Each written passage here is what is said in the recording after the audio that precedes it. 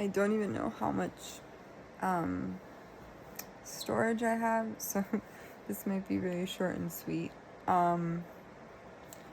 Thoughts on letting go, surrender, uncertainty. I actually did a video on this before, and it's easier said than done, let me tell you, because it's so frustrating, because I know I can't control anyone, and I'm not going to try to, but when you're one of those girlies who, you know, you have a soft heart and like a strong spine, and like what's that song? There's this soft, thick skin, soft heart, or something like that. I don't know. There's a song by one of my favorite Broadway performers, actresses, and she, on her album, I think it's Thick Skin, Soft Heart. I think that's what it's called, but don't quote me on it. And it's frustrating when you know that you're being like picked on, or I guess the word targeted, right? But, and you're waiting, you know, you're waiting for not necessarily for like retribution, or like, because I don't, there's that quote that says girls seek revenge, women let karma do the dirty work for them. And being someone who has, like, I'm very, like, I'm the type of person, like, if you looked at me, you would never know half of the stuff that I've gone through, because I wear baggage very well. I carry it well, meaning, like, I don't let, I mean, there was points a few years ago where I did let it affect me, but I'm kind of the person that, like, I'm in go mode all the time. Like, not go mode, because there's times where I just need to, like, my body breaks down and I'm just exhausted. And I feel like today was kind of one of those days where, and the other side of trauma, what people don't see, is the insomnia. I had a video on my computer, but then I deleted it because it was very, like, I just didn't like the way it came out. So, but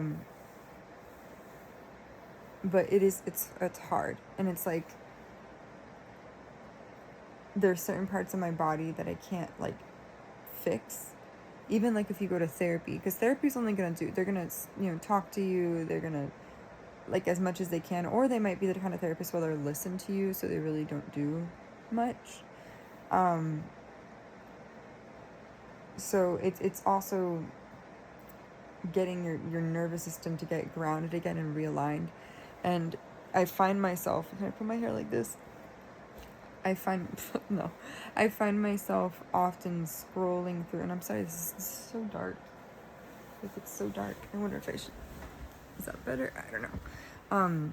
I find, can I make this brighter? There you go. I find myself sometimes, like, scrolling through, like, doom scrolling through my phone, and I promised myself that one of the things I wouldn't do is be on my phone so much, but I'm trying this thing called, you know, content creation, which is something I never thought I would do, ever.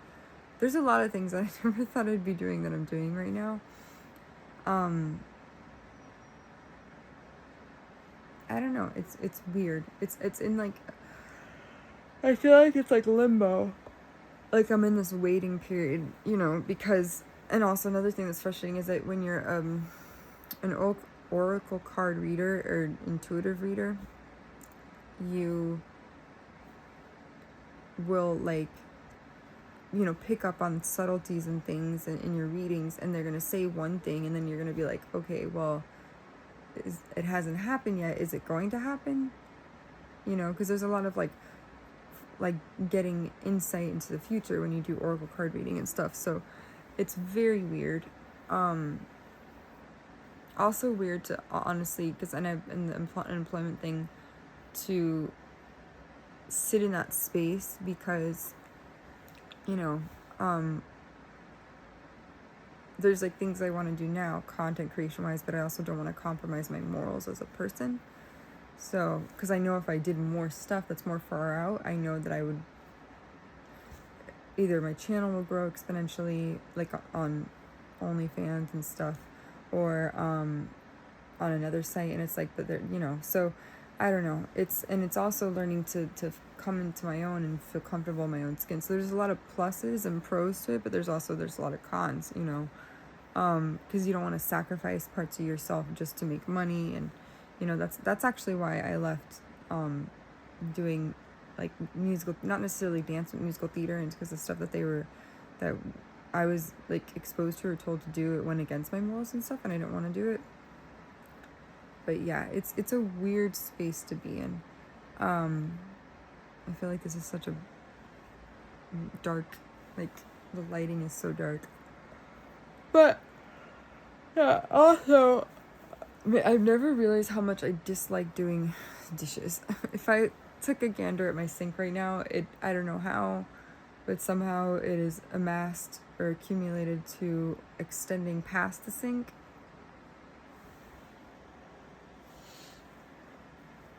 I don't know why I don't want to do them. So yeah, but going back to the idea of like waiting and like retribution and letting go and surrendering and all that, it's crazy to think like I'm someone I was led to believe or brought up that like when someone does an injustice to you, it's righted. Like when wrongs are righted, like criminals get apprehended, things like that. And I'm sitting here and I've been through a lot of shit. Like when I say I've been through a lot, I mean a lot. And I feel like sometimes people don't take emotional distress or mental distress as seriously as, let's say, someone who was raped or, God forbid, attempted murder, like stuff like that, right? And for me, it was a lot of what I call no-touch torture.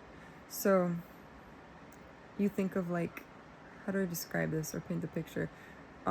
Noise harassment, like someone zooming and revving, like you'll be inside your home and you'll hear like when I was in Virginia, this happened a lot.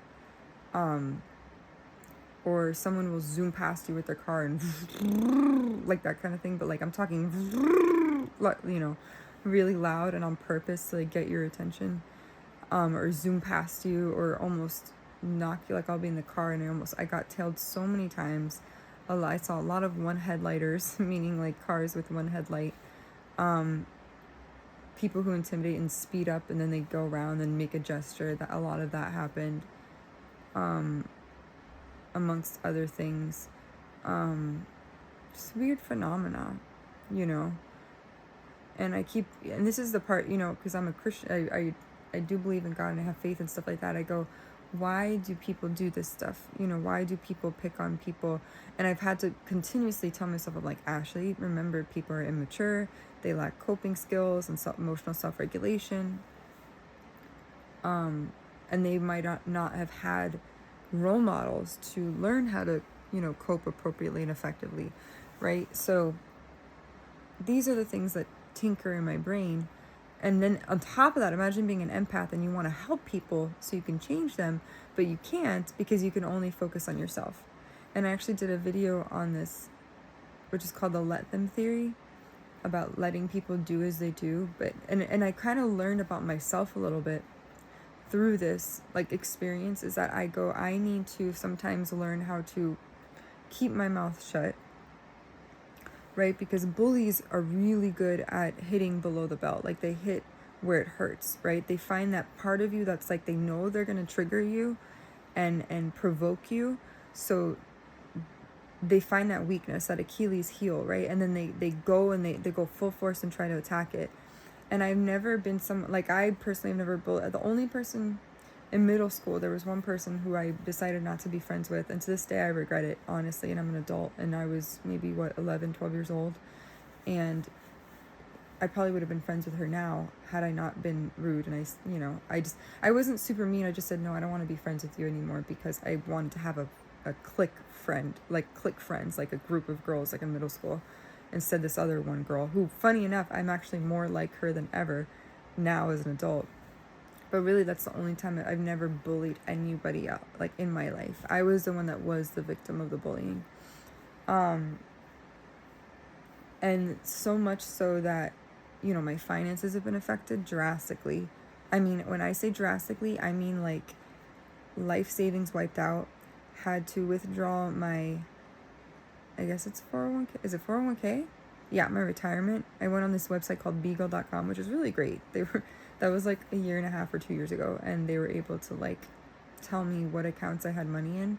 But like that was my retirement. You know, that's like money that when you retire, right, you have when you're 60 or something, you know.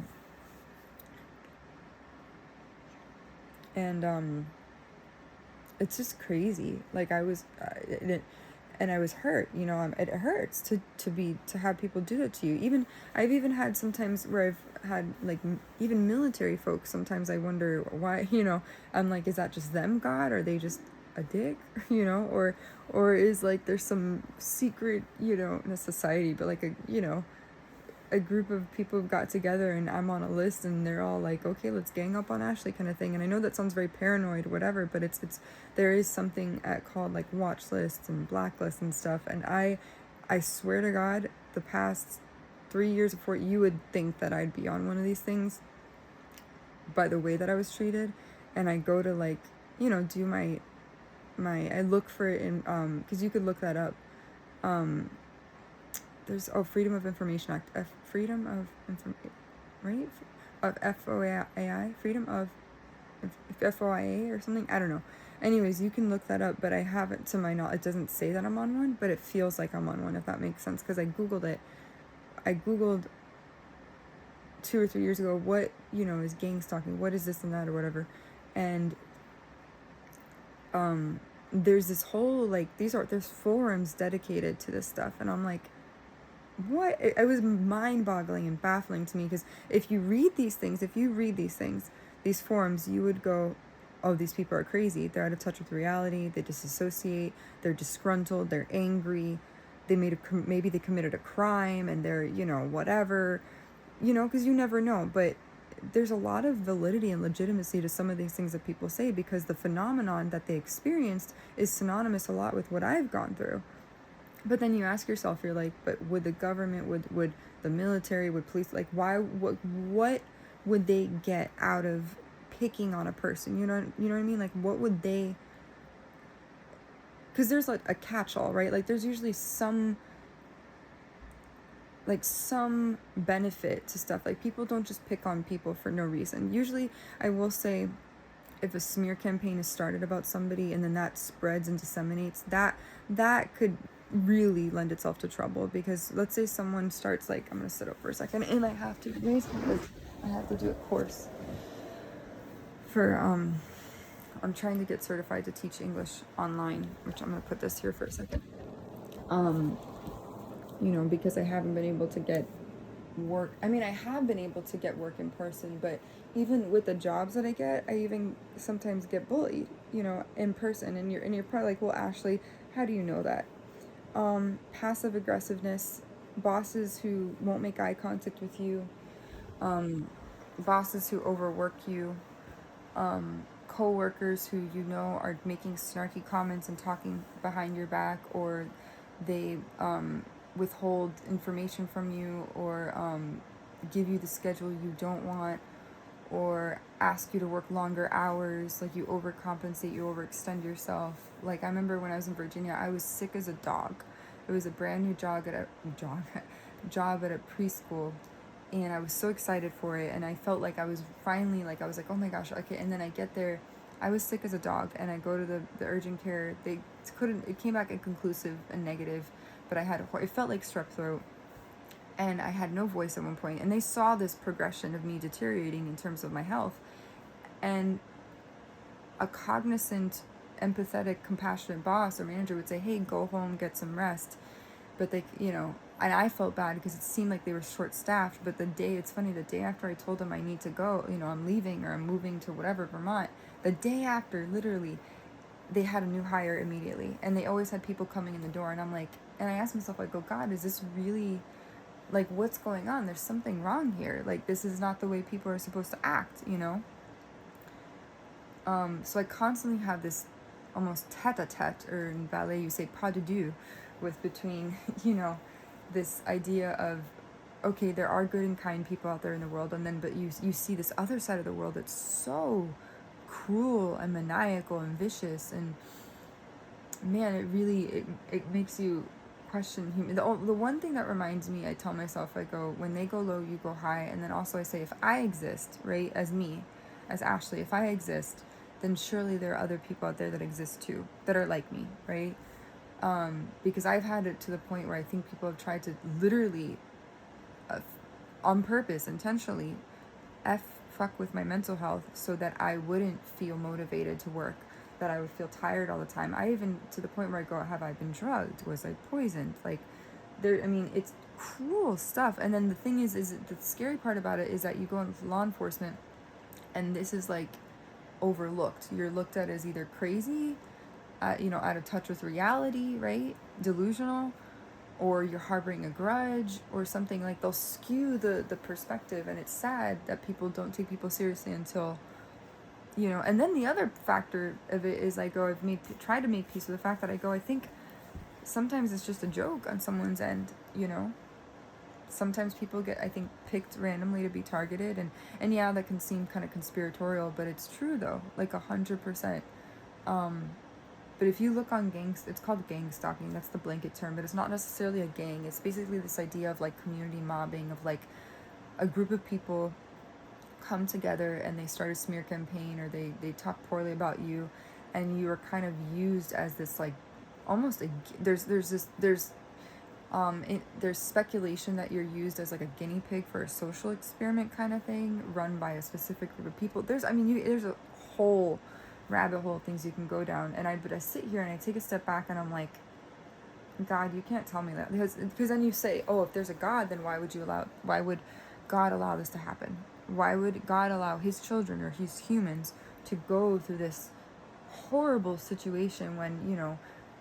But then sometimes I go, well, what if God uses you as a testament for truth? Meaning, like, God uses your resolve and your tenacity and your resiliency as proof and testament to his strength and his miracles. That's what or her miracles. It's miracles, right? Because sometimes the justice is not in getting retribution. Sometimes the justice is not in like seeking whatever, like validation externally to try to figure shit out, but it's just you keeping your head held high through chaos, right, through the storm, and still, because I consider myself to be kind, but let me tell you, I have a sharp tongue, bro. Like I still have to deal with weird hacker stuff, and I get so angry sometimes because I'm like, there are people who commit, like, I'm very strong. Like, I would never ever do anything to harm myself or hurt myself, but I swear to God, at one point I go, the stuff that was coming up on my feed, paired with the other strange phenomena that was going on around me, I go, oh my God, I think these people, their goal is for me to unalive myself. I swear to God. And if I'm never going to put it up on YouTube or show what that is, but it was cruel, heinous stuff. Like, there was like one thumbnail on my thing saying like, you should do it, and it was a picture of a cord, like a bungee cord or a noose, and it was like and I'm like, oh my God, someone literally wants me to like unalive myself. I'm like, this is crazy. And then it'd be like things like what it feels like to get shot at, and it would have a person getting shot, or like the ultimate headshot, or sniper, whatever, GTA, whatever. And I'm like, who has the time to go that far to try to corrupt someone's mind and scare them, And the scary part is, truthfully, I'm not kidding, I've gone to law enforcement. I've tried to I have to get going soon because I have to do a course, and like, yeah, like I've done everything and I think people sit back and they laugh, and that's when you go, some people are truly sociopathic and psychopathic. I always have trouble sometimes differentiating between the two. I think psychopaths are more antisocial. Sociopaths carry more charm and charisma. They're more charismatic, and they're more like persuasive, I guess. Sometimes you'll see leaders and stuff be very sociopathic because they carry this sense of elitism and narcissism, right? Where they think that they own, they have ownership, and like they can amass a following, right? And then a psychopath is more the one who, they are out of touch with reality. and they lend themselves to having antisocial personality disorder, again, narcissism. But I think in both equations and both sides, they lack remorse. I think they're more apathetic than empathetic. So this is what I remind myself. I go, Ashley, remember, you're not dealing with people who are dealing with a full deck. These are people who they don't put your feelings into consideration, because that's when you're empathetic, you have this ability to put yourself in someone else's shoes, right? When, let's say someone's homeless, right? I empathize with them, and I'm the kind of person, I remember every day when after a job, I would give food to this guy named Ralph. He would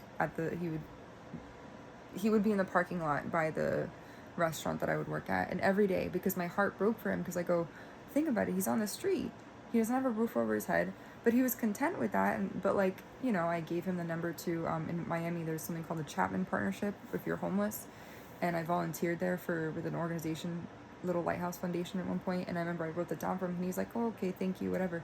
But I brought him soup every day, whatever. That's empathy, right? Someone who's psychopathic or sociopathic, they don't have, they're apathetic, they lack remorse. I don't even think they have the cognitive skills or capabilities to look back and reflect on their actions and be like, hey, this is not nice, I shouldn't do this. That's why they're more narcissistic, because they don't care about someone else's feelings. They don't care, because if they cared, they wouldn't do it. So these are the things that I remind myself. But then I have to go through this psychological kind of brain tree, if you will, or brain map, or this cascade where I have to go, okay, remember, Ashley, this is this, and then remember, they don't know role models, and then I have to break it down and I go, okay, this is more digestible, it's more doable in terms of me dealing with it, right? It makes it easier, more comprehensible, if you will. But it's moments like these where I go 4 years later, because this all started back in June of 2021, right? And trust me, you might say, okay, then why didn't you get a lawyer? I tried. I asked, about restraining orders and this and that, and my nose is so stuffy. Oh my God. I tried that. I looked into, suing about court cases for emotional distress. But the thing is, for me, I've never been able to wholeheartedly, fully pinpoint, right? And without evidence. And one thing my mother used to say is, intuition won't hold up in a court of law. And I'm like, it's true though, unless I had a really good private investigator, look into stuff. But it was this whole thing feels very convoluted. It feels something out of like the Twilight Zone, if you will, because it almost felt like, I'm not to say the devil won, but it's like someone sitting in the back corner and watching this whole thing go down, and they're laughing, and instead of helping me, they're letting me, basically, it's almost like if you're drowning and you're like wading in the water, WADING, like you're trying to stay above water, and you're floating and you're using your arms and kicking. That's what it feels like sometimes, because I fortunately I haven't drowned yet, but I look at my bank accounts and I go, God, how could this happen? Because I went from working in a hospital, one of the best hospitals, pediatric hospitals, two of them, one in Miami and then one in Philadelphia, and I go, how could this happen? It's like something in my timeline. It's like someone, and it's from a spiritual perspective, if you want to get to the nitty gritty, there's something called the Akashic Records. And what happens is people, if they're psychic, and we're going to get spiritual for a second, they can go in and read your timeline. They can go in and figure out what you have in your life that is going to ensue or come to fruition in the future. And they try to, what's called destiny swapping, and they try to flip that and put it to a halt so that you don't amass whatever success is in it for you. And maybe it's not major success. I'm not talking like, being rich or famous or anything. Some people, they aspire to that. Some people they want to be performers. Some people want to have a record deal. Some people, and I could give a shit less about that stuff. My goal, I always tell myself, if I helped one human, if I helped touch one person's heart, then I'm good, right? I've never been the kind of person where I've been money hungry, or money was been like the focus, because I grew up, fortunately, in a very, not well-to-do, but we were comfortable, like money was no issue.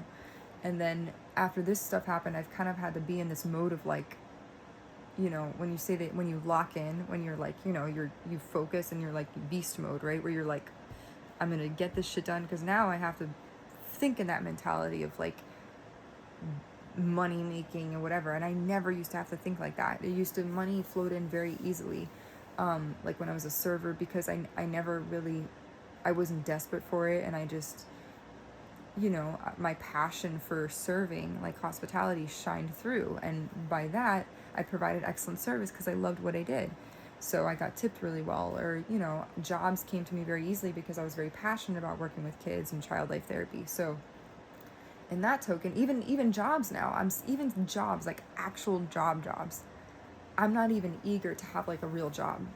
Like it sounds crazy, but I'm not even eager to have like a real job, you know?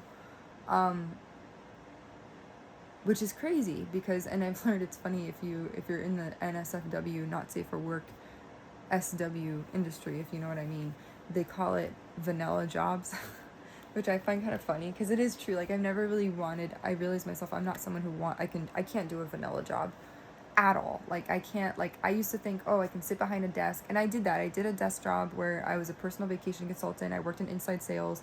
I was an inside sales rep, a closer, if you will, and I did my absolute best. I was on the phone for 8 hours a day, calling just numbers, like cold calling, doing voicemails, calling, scrubbing a list. And I did really well. Like anything I put my mind to, I do well. But like, yeah, I realized the vanilla job, like, but even being someone who suffered so much and been targeted or whatever, it's hard to even think about, okay, I mean, there's a lot of negatives to it, but there's a lot of pros in terms of like, I've grown a lot. I've done things I never thought I would do. Like I've crossed stuff off my bucket list, like horseback riding, get a tattoo, be more comfortable in my skin, sexually or sensually, right? Like, because I was like, okay, if I'm gonna be like if I'm going through all this stuff, what, like if I were to die tomorrow, what are things that I would want to do? And that's how the mentality I went by it, right? Because I didn't know. Sometimes people are really mean and they really try to bring you down. So I said, let me, do the things that that scare me. And I stepped outside of my comfort zone and I got to do some things. Granted, I don't want to be overly zealous and, gluttonous in that respect and be like, oh, let me just throw balls to the wall and do whatever. No, I wanted to be methodical and systematic in or strategic in my approach to that. But also too, I did spend a lot of money, like in terms of like I got 4 tattoos are not, let me tell you, they're tiny. Like I got tiny ones and stuff. They're not huge, but like they do cost money. But I'm not kidding when I say there are moments where I go, what if I don't make it till tomorrow? The things that I was experiencing, especially in Virginia, oh my God, it was horrible. Horrible. I even wondered, like when I was in Virginia, if the maintenance men, I'm pretty sure they were in my apartment without my permission, because they have to ask. You have to put a work order in. And I once had my dog, her snout smelled like cologne, and I wasn't living with a man at the time, and I swear to God, and I go, why? And Bonnie's friendly with everybody, so I go, who the heck was in my apartment?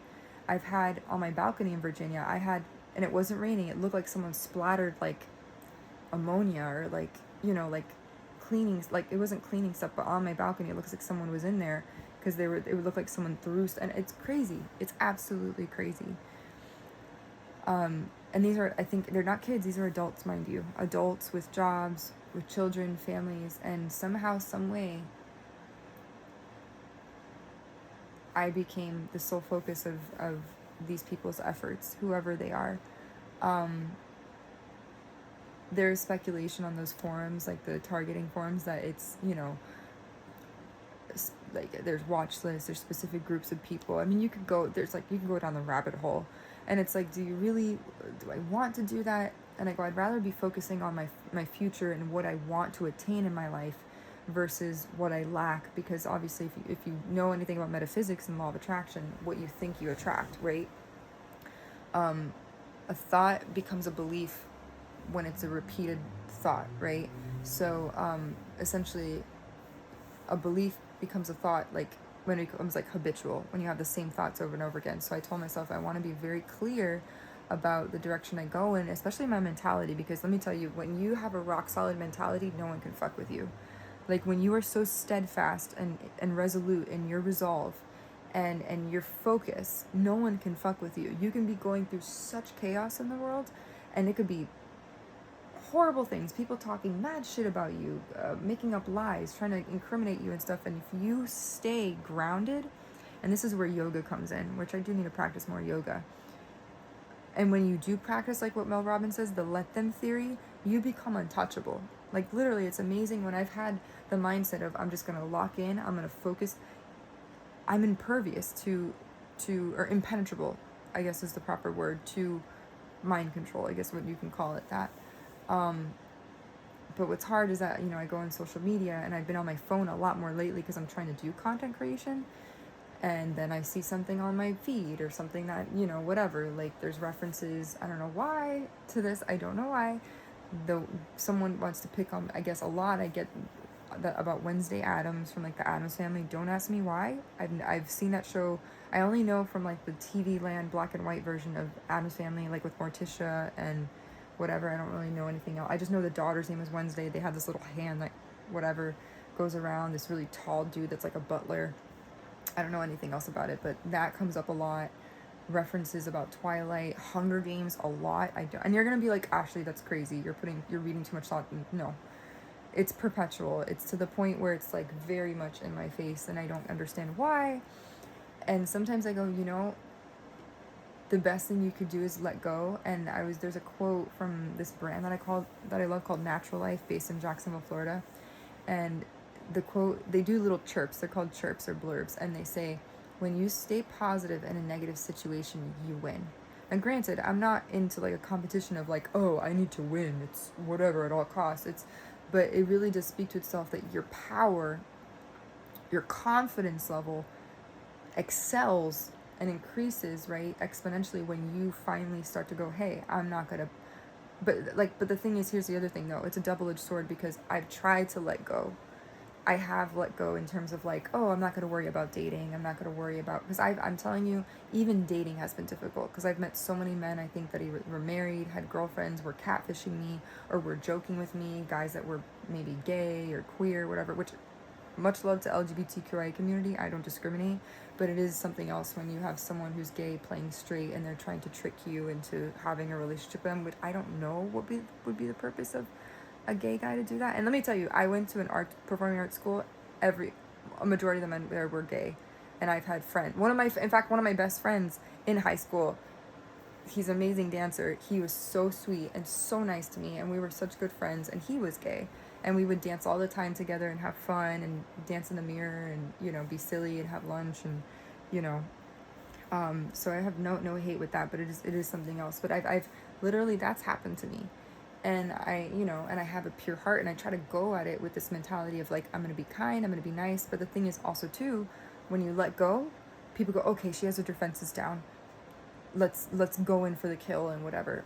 Or on the flip side, when you let it go, your defenses are more down in that respect too, right? Like so you're more liable or susceptible, especially if you're kind. People mistake kindness for weakness. So it's even that much harder, right? So I've done my best to try to just focus on the things that are important, but I'll show a little glimpse of what I mean. And I really do have to go because I have to do this like in-person Zoom thing soon. But this is what I mean by trauma. Like more I don't know if that's just me and procrastinating in terms of like doing adulting kind of chores and stuff, but I have my pots and pans here. I have this situation over here. I'm pretty sure I probably will have, oh no, I do have one doggy pad, which I need to buy Bonnie a new, this is so small. She needs like a larger potty buddy pad. These things are amazing. I love it. Oh, my doggy's over here. She looks kind of bored, I'll be honest. And I feel bad for her because some days I don't want to go outside and go for, like, I don't want to go walk because I just want to, like, isolate myself and not deal with humans, right? So I feel bad for her because she gets the short end of the stick because I don't want to, I want to stay in. I'm very much someone, I've learned after going through bullying and stuff, I covet my privacy. So, but I feel bad for her because as a doggy, even though she looks, remember your face, you look so funny. As a dog, big yawn.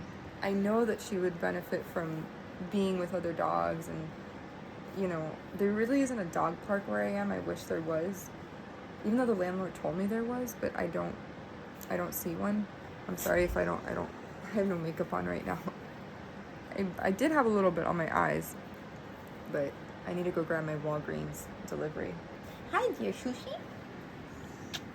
But let me tell you, this one, oh my God, she has been instrumental in me healing. See, look, she knows. She gives me, it's amazing. Dogs, unless my skin is salty, I don't know. I've always wondered if I'm sorry, I'm not wearing a bra. I should be weird. I'm not wearing a bra. It's YouTube. It's not OnlyFans, it's YouTube. So, hello. And also too, as me, I'm a very compassionate, like kind, loving, welcoming person. And to be in a neighborhood where it's not Miami. Like, let's say, if you go to Miami and you meet someone for the first time, there will be a lot of what they call Cuban kisses, where you hug. Latinos, I will say this, Latinos, Hispanic people are very affectionate. They literally, like, when you meet someone for the first time and they're Hispanic, it's like, oh my gosh, how are you, and you give them a kiss on the cheek, like on the side, like that, kind of like what you see in French culture, where they're like, yeah, bon, whatever, what do I say, bonjour, salut, whatever, same kind of thing, but in, Latin culture, everyone's very amicable, and here it's like, if you so much as look in the direction of somebody and you compliment them, they're gonna think like you're sketch and creepy and weird and you want something, and it's like, no, I'm just nice. I've literally written letters to my neighbors, like people that I've never met, and I like complimented their yard, and I walk past their house and never make eye contact. I don't even make eye contact anymore. I'm just like, fuck it, I'm just gonna be like, boop, I'll look at my phone and be like, whatever. So I take accountability of my mistakes in terms of, like, that's why I said one of my very first vlog videos was to do research on the place that you're living in, like 100%. Like, make sure you do your research, because I didn't do my research, and I was like, oh, I'll just walk everywhere, it's fine. And literally, I'm smack dab, like, so apparently, according to someone who was a taxi driver in this neighborhood, he said that, like, I'm not in a good neighborhood. So that's a new experience. I mean, so far, no one's, like, only once I had someone who was drunk and inebriated come to my door. I didn't know, to my defense, I didn't know he was drunk until, like, I opened the door for him, and it was 10 o'clock at night, it was raining, I probably shouldn't have, but I did, and, because I felt sorry for him, and he looked confused, so I was like, okay, there was another time I thought someone was knocking on my door, like, late, like, 2 a.m. or 1 a.m., but I think it was the wind just opening and closing the door, so, yeah, and I don't have, like, an alarm system, I don't have a Ring camera, but yeah, I do take accountability in that, in terms of owning up to my mistakes, but, so to cope, if anyone ever, if you're coping through trauma, or you're figuring out how to go day to day, especially if you've been in a similar situation I have, I really wish I can create a community of people. I really want to start honestly, like, I don't know if it's called a not-for-profit. I don't know how they work, but, like, some organization where, yeah, I can sell merchandise and like, I want to, like, something where I can help people who have been victims of bullying. And because it's a very generalized thing. Bullying doesn't have to be targeting or gang stalking. It could be someone talks poorly about you at a workplace, or someone, like a wife that gets, a victim of domestic violence or abuse, stuff like that. So it can go in so many ways, but I just don't know how to do that. And then you're like, but I need to be more, like, money focused and oriented, not like, because my heart, I'm very focused on, like, how can I give back, and I need to remind myself I need to pour into myself. So yeah, other than that, I will say one thing that does weigh on me is I've been using my credit cards to buy groceries, right? Because I have to eat, and Bronny needs to eat. She needs her food. And